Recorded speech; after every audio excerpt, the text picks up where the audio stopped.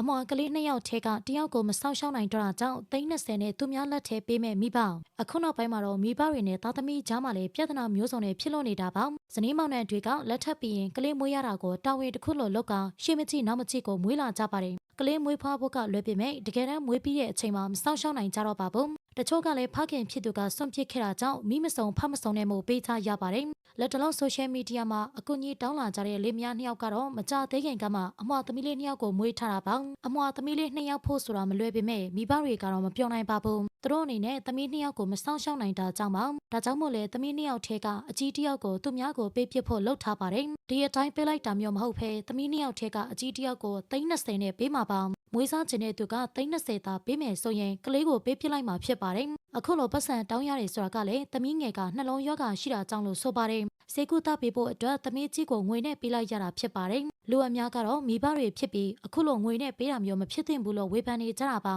ဒါကကလေးကိုအယောင်ပစ္စည်းတစ်ခုလိုသဘောထားလိုက်တာကြောင့်နဲ့တူနေတာပါမိဘတွေကတော့နောက်ဆုံးဘသူကမှမယူခဲ့ဘူးဆိုရင်ခိုင်နှင်းဝေကိုပေးပစ်လိုက်မယ်လို့ဆိုပါတယ်ပရိသတ်ကြီးရော30နဲ့ကလေးကိုပေးပစ်တဲ့အပေါ်ဘလို့ထင်မြင်မိကြပါသလဲရှင်အားလုံးကိုကျေးဇူးတင်ပါတယ်နေ့ရက်တိုင်းအတွက်ပျော်ရွှင်ပါစေ